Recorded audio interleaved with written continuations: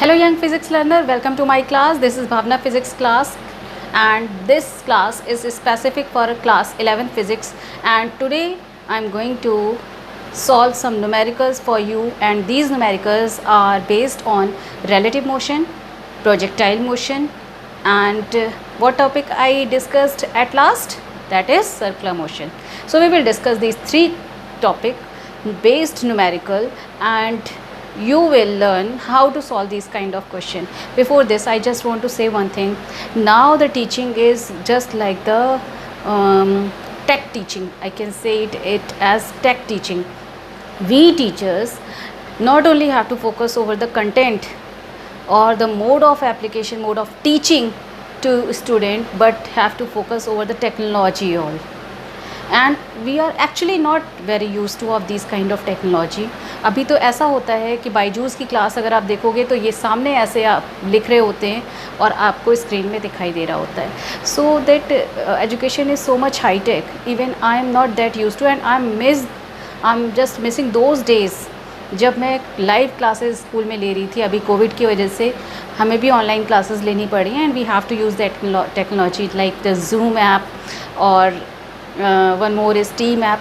So we have been using these kind of technology, and what happens here, तो जो focus पूरा teaching में होना चाहिए, जो फोकस पूरा कंटेंट में होना चाहिए, वो फोकस टोटली कंटेंट में ना हो करके थोड़ा कहीं ना कहीं डिस्ट्रैक्टेड फॉर्म में टेक्नोलॉजी में भी जाता है, स्मार्ट क्लास में जाता है, इस कैमरे में जाता है. कहीं ना कहीं वो जो क्वालिटी 100% निकल के आनी होती है, वो क्वालिटी 100% का कुछ लेस पहुँचती है. May be possible it happens to me, not to all, but it happens. Okay, and really I am missing those days जब लाइव क्लासेस होंगे, and I can say Rohan yes tell the answer, and this question is here on the board. Who will solve this question over the board? So I am missing that chalk and duster, that was converted into marker and whiteboard. Now this marker and whiteboard is converted into digital pen, and what will happen next I don't know exactly. So let's start without so much discussion. These questions will come over your screen. No need to worry, statement will come over your screen, and you can also solve by your own. That depends on your practice. So let's start numerical. Here is the first numerical.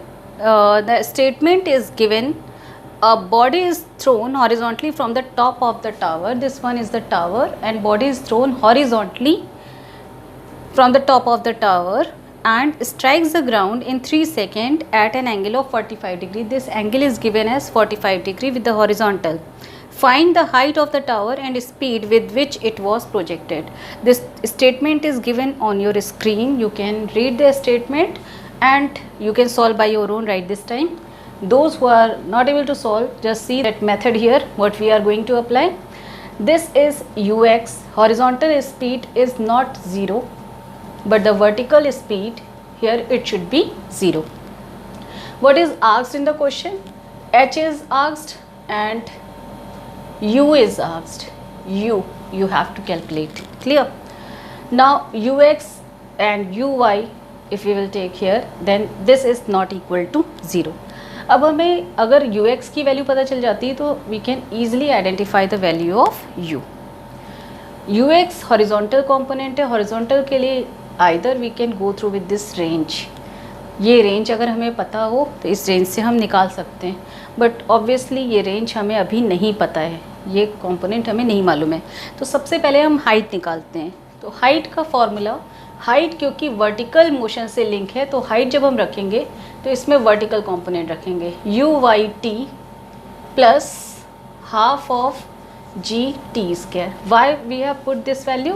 Because यहाँ पर आप देखो तो vertical velocity u y, जो vertical height यानी height के लिए responsible है, प्लस इसलिए आ रहा है क्योंकि ये डाउनवर्ड पाथ है, तो plus of half of g t square. आपके पास 3 इक्वेशन ऑफ मोशन होती है, उन्हीं में से आपने यूज़ करना होता है. Then we can calculate the value of h. Because u y is 0, so first component become 0, and half of g is 9.8 into 9. If you will calculate this value,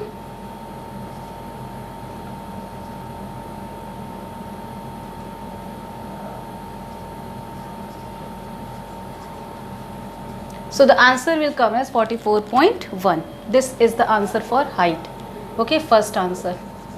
You can calculate the value of Vy. Vy is equal to what? Uy plus of gt. पहले तो हम Vy component निकाल लें, यानी यहाँ पर निकाल रहे हैं y एक्सिस इसकी वैल्यू, ठीक है। यहाँ पर Uy आपका पहले ऑलरेडी 0 दिया हुआ है, 9.8 into the time is here 3. So this one is the velocity y component. So what is the velocity x component? Velocity x component अगर आपको ये निकालना है इसकी वैल्यू, तो आपके पास tan 45 है, ये अगर 45 है तो ये भी 45 डिग्री एंगल होगा। अब ये 45 की वैल्यू क्या हो जाएगी, ये Vy है और यहाँ पर क्या होगा Vx, ठीक है ना। तो Vy कॉम्पोनेंट आ चुका है, अब Vx कॉम्पोनेंट निकाल लो। Now tan 45 is equal to क्या हो जाएगा Vy over Vx, Vy divided by Vx. So what is the value of Vx? This should be equal to Vy divided by tan 45 and this is equal to Vy which is 29.4 metre पर second. Clear है, ये Vx आ गया. अब जब Vx आ गया है तो आप Ux निकाल सकते हो और Ux से आप U निकाल सकते हो. आ रही बात समझ में? तो करेंगे क्या आप यहाँ पर, या तो थर्ड इक्वेशन भी अप्लाई कर सकते हो क्योंकि हाइट ऑलरेडी आ गई है, या तो आप फर्स्ट इक्वेशन अप्लाई कर दो. तो मैं फर्स्ट इक्वेशन अप्लाई कर रही हूँ. Vx should be equal to Ux of Gt होना चाहिए. आपका हॉरिजॉन्टल मोशन के लिए कंडीशन आ गई. अब हॉरिजॉन्टल मोशन में तो Gt तो होगा नहीं, तो दैट मीन्स क्या है Vx इज इक्वल टू कितना होना चाहिए Ux. Gt should be equal to 0. क्यों Gt 0 होगा? G क्या होता है? एक्सेलरेशन ड्यू टू ग्रेविटी, जो वर्टिकल मोशन के लिए अप्लाई होता है, हॉरिजॉन्टल मोशन के लिए अप्लाई नहीं होता है. तो दैट मीन्स कि हॉरिजॉन्टल वेलोसिटी किसके इक्विवेलेंट है? हॉरिजॉन्टल फाइनल वेलोसिटी के इक्विवेलेंट है. क्लियर? अब ये आपका ये कंपोनेंट आ गया Vx is equal to Ux. अब क्योंकि U के दो कंपोनेंट होने चाहिए थे, आप यहाँ पे U देखो, U इज इक्वल टू कितना होगा under root of Ux square plus Uy square, यही होगा U की वैल्यू. तो Uy क्योंकि 0 है इसलिए Ux square that is Ux. तो U की वैल्यू होनी चाहिए Ux के equivalent and Ux here it is 29.4 metre पर second. So that is the answer for initial velocity. So we will get this initial velocity by the given data. So this one is the first answer and this one is the second answer. Is it clear? Okay, now come to second question. In the second question, over to your screen, those who can solve, again I am repeating that those who can solve it directly from your statement. A body is projected downward at an angle of 30 degree to the horizontal. Projected downward it is mentioned. Horizontal with a velocity of 9.8 meter per second. Velocity is given 9.8 meter per second. Height is given 29.4 meter. Okay, and angle of projection is 30 degree from the horizontal. So it is mentioned here, then this one is a tower and the body is thrown in this manner from the horizontal. This one is the horizontal line and making an angle 30 degree from the horizontal. Okay, this one is ground. And the height of the tower is given here. This one is the height h. Got it? The angle of projection is 30 degree from the horizontal. How long will it take? So how long means time आपको calculate करना है और theta आपके question में दिया हुआ है 30 degree. So this one is u. So u may have two component ux and uy. So if you are taking ux then it is u cos 30. And if you are taking uy then it is u sin 30. Clear? Clear? Now what you have to do, you will take this uy component because we are taking the vertical motion. Horizontal motion हम यहाँ पे ले ही नहीं रहे हैं, vertical motion height हम include कर रहे हैं. आपको निकालना है time. अब आपकी ऐसी कौन सी इक्वेशन जिसमें height और time दोनों आता है? 3 equation in your mind. v is equal to ux u plus at. Second is h is equal to u t plus half g t square. Third is a t नहीं लोगे आप, वहाँ पर g t लोगे. Third one is v square is equal to u square plus 2gh. ठीक है, ये 3 equation है वर्टिकल मोशन के लिए. तो वो सेकेंड इक्वेशन है जहाँ पर हाइट और टाइम दोनों आता है. तो आप डायरेक्टली सेकेंड इक्वेशन अप्लाई करोगे, h is equal to u t plus half g t square. सबसे पहले आपने लिखा प्लस क्यों लगाया, डाउनवर्ड मोशन है। इक्वेशन लिखने का मैनर देख लो, आप जब डाउनवर्ड मोशन है तो प्लस लिखोगे, अपवर्ड मोशन है माइनस लिखोगे। अब उसके बाद आता है कॉम्पोनेंट की बात, because we are taking the height, so height के रिस्पेक्ट में वर्टिकल कॉम्पोनेंट आएंगे, दैट मीन्स यू एक्स का कोई रिलेशन ही यहाँ पर will take u y t half g t square. Now the equation is complete, you can put the value 29.4, uy is, what is the value of uy, u sin 30, तो u की value कितनी है 9.8, sin 30 is 1/2 and t you have to calculate, plus half into g is 9.8 into t is u, this is unknown value, so you will take it 29.4 minus, not minus, this one is 4.9 t। अब ये एक quadratic equation बन रही है, okay, this one is a quadratic equation. इस equation को quadratic equation के form में लिख दो, 4.9 t square minus of 4.9 t and plus of 4.9 t minus of 29.4 is equal to 0। ठीक है, अब इसमें आप देखो तो इसमें से कितने टर्म निकल सकते हैं, अगर आप निकालना चाहोगे तो आप यहाँ पर, क्योंकि ये टर्म जो आ रहे हैं ये 4.9 के फॉर्म में आ रहे हैं, ये 29.4 है, इसको मैं थोड़ा सा मॉडिफाई कर रही हूँ, फिर आप इसको अप्रॉक्सीमेशन में आंसर निकाल सकते हो। ओके, मॉडिफिकेशन समझ में आ गया, क्या किया आपने?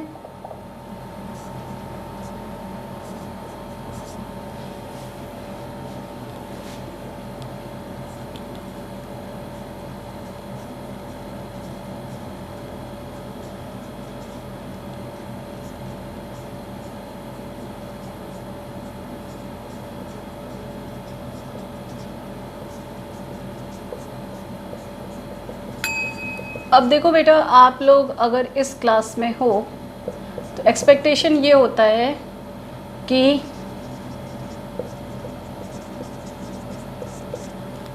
ये बेसिक कैलकुलेशन आपको आनी है चाहिए। एग्जैक्ट आंसर यहाँ पे 2 सेकेंड ही आ रहा है, वैसे ये एग्जैक्ट आंसर नहीं है। रिमेंबर दिस थिंग दैट यहाँ पर हमने अप्रॉक्सीमेशन लिया, 4.9 को 5 कर दिया और 29.4 एक्चुअली राउंड ऑफ करके 30 नहीं होना चाहिए था, बट फिर भी हमने यहाँ पे 30 कर दिया है। क्यों? 5 की टेबल में 30 आता है। उसके बाद हमने ये सॉल्व किया, टाइम माइनस पॉसिबल नहीं है तो टाइम की प्लस वैल्यू को रखेंगे आंसर में। So t is equal to 2 second, that is the exact answer for this question. Clear? तो फिज़िक्स में जब आप अप्रॉक्सीमेशन ले रहे होते हो और आंसर एग्जैक्ट आंसर से थोड़ा बहुत आगे पीछे आता है, उसके कहीं भी मार्क्स डिडक्शन नहीं होते हैं। ठीक है, जब आप एग्ज़ाम में भी कर रहे होगे तो आपको जो मार्क्स मिलते हैं वो मार्क्स किसके बेसिस पे मिलते हैं? For your methods and for your formula. ठीक है, and the unit at the last answer, तो इसके मार्क्स मिलते हैं। यहाँ पर जो आंसर्स आते हैं उसमें यूनिट ज़रूर होनी चाहिए, तो इन सब के मार्क्स मिलते हैं, ना कि एग्जैक्ट आंसर के। अगर आप एग्जैक्ट आंसर 2 ना आकर के आपका आंसर 1.5 भी आ रहा होता तो भी वो एक लेवल तक उसमें मार्क्स डिडक्शन नहीं होता, क्योंकि CBSE या कोई भी बोर्ड ये कहता है कि कैलकुलेशन में अप्रॉक्सीमेशन डेफिनेटली लिया जाता है। अगर आप यहाँ 4.9 से सॉल्व करते ना तो एटलीस्ट 5 मिनट्स यहाँ लग जाते, तो इसलिए आपने 5 से सॉल्व किया और the answer is coming exact. Okay, तो that is the methodology to solve numerical. इसके लिए मैंने आपको एक अलग से मैंने वीडियो बनाया था, न्यूमेरिकल के से ही लिंक था वो, how to solve the numerical. उसका लिंक मैं शेयर कर दूंगी, एक बार आप डेफिनेटली देख लेना। और जो बच्चे मेरे वीडियो को फर्स्ट टाइम देख रहे हो यहाँ पर, उन बच्चों को मैं रिक्वेस्ट करूँगी कि ये तब तक नहीं समझ में आएंगे जब तक आपने ये जो मैं टॉपिक करा रही हूँ इस न्यूमेरिकल में, उन टॉपिक को आपने रिव्यू नहीं किया होगा। तो प्रोजेक्टाइल के टॉपिक रिव्यू कर लो, रिलेटिव मोशन के टॉपिक रिव्यू कर लो, तब आपको ये अच्छे से समझ में आएंगे। ठीक है, okay. Now this one is question number 3 and the statement is over to screen. It is proof based question and it is for the angular projection of projectile. So a projectile is given an initial velocity of this one, it is given initial velocity u where i and j are the unit vector. ये आप resolution जो topic है वो एक बार को देख लेना, resolution में आपको अच्छे से क्लियर हो जाता है कि ये टर्म का मीनिंग क्या है। Like u is equal to, इसको इस फॉर्म में लिखना चाहिए, वेक्टर फॉर्म में अगर लिख रहे हैं तो U X I plus U Y J ऐसे होता है। यू एक्स की वैल्यू को अगर यहाँ से कंपेयर करेंगे तो it is 1 and u y is 2।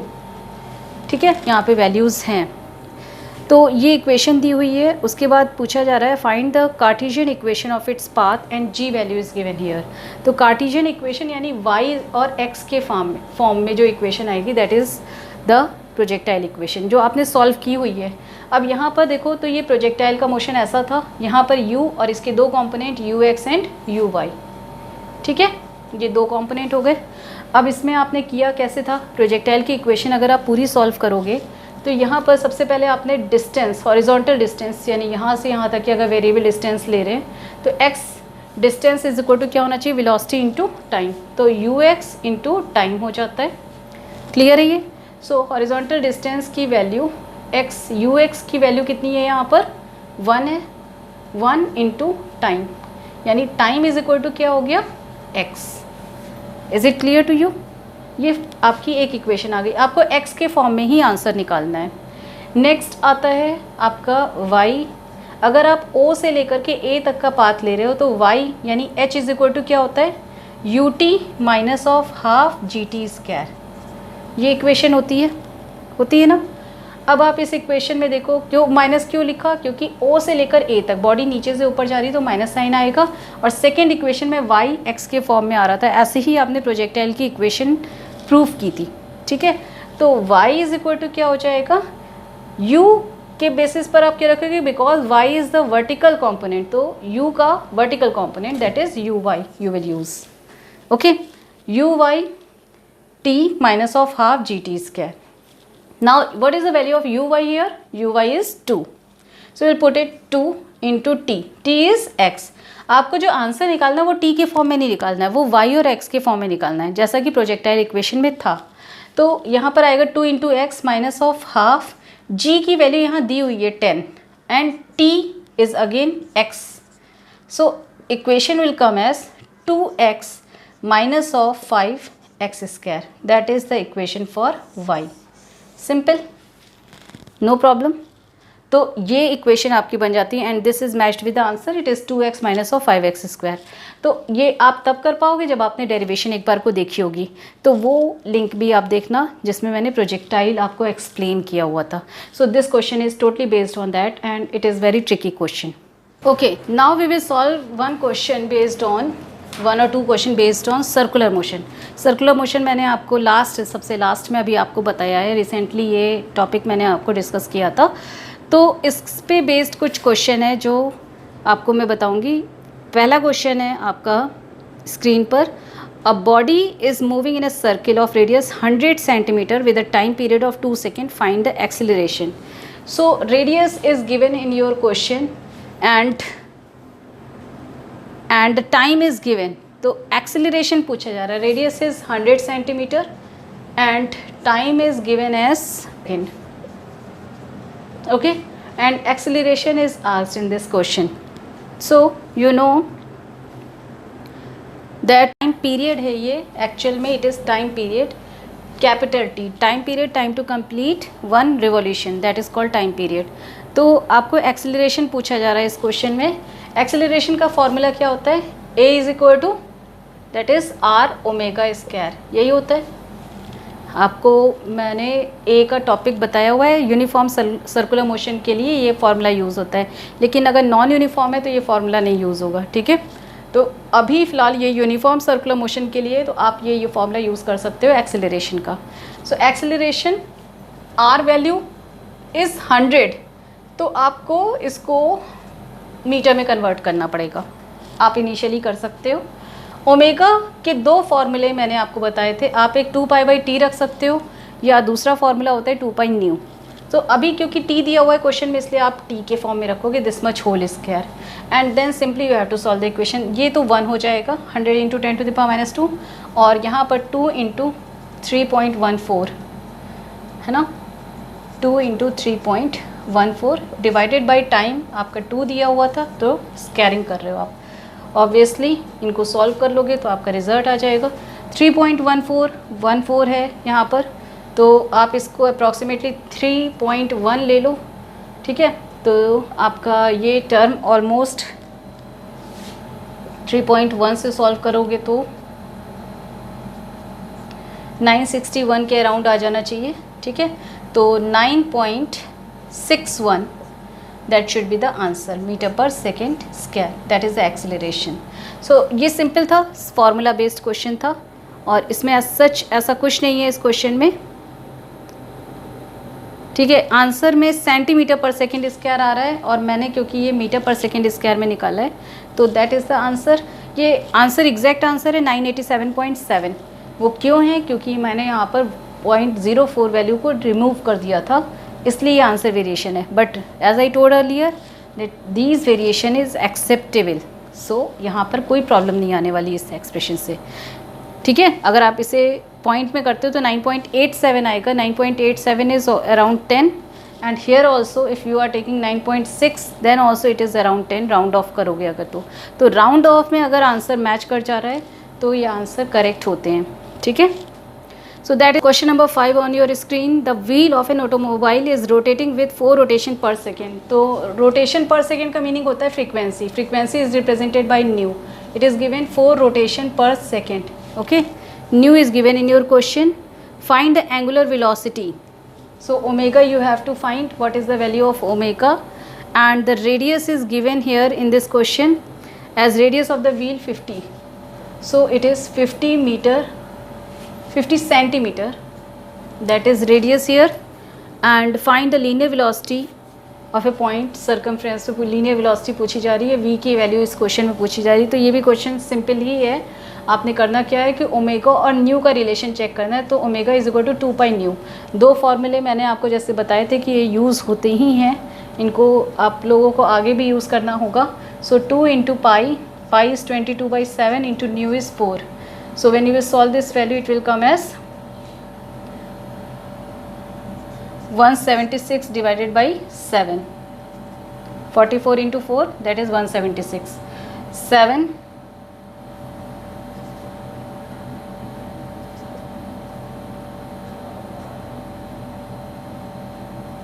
Okay, this one is the value. Radian में आती है इसकी वैल्यू, रेडियन पर सेकेंड हो गई ओमेगा। अब आपसे v पूछा जा रहा है तो v इज़ इक्वल टू होता है r ओमेगा। r की वैल्यू पुट कर दो 0.5, मीटर में मैंने कन्वर्ट कर लिया है, into omega value is 25.14। If you will solve this value then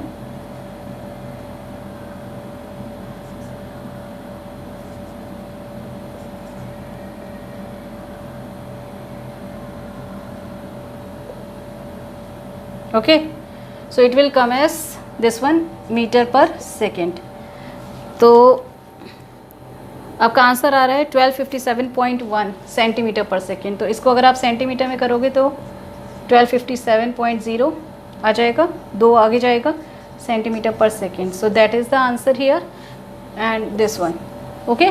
so this one is a simple numerical, and circular motion पे बेस्ड जनरली सिंपल न्यूमेरिकल बनते हैं, तब तक बनते हैं जब तक कि आपका डायनेमिक पार्ट नहीं आ जाता, दैट मीन्स फोर्स नहीं इंक्लूड हो जाता है। जब फोर्स इंक्लूड हो जाएगा तो ऑब्वियसली इसमें थोड़ा सा ट्विस्ट आएगा, कुछ क्वेश्चंस डिफरेंट बनेंगे, बट अभी फ़िलहाल सिंपल है। तो आपको आज मैंने प्रोजेक्टाइल के क्वेश्चन कुछ बताए हैं और कुछ सर्कुलर मोशन के, एंड उसके बाद अभी आपने आगे और क्वेश्चंस करने हैं based on that relative motion, okay. River problem and rain problem, so we will solve that kind of problem in my next class. So thank you for today.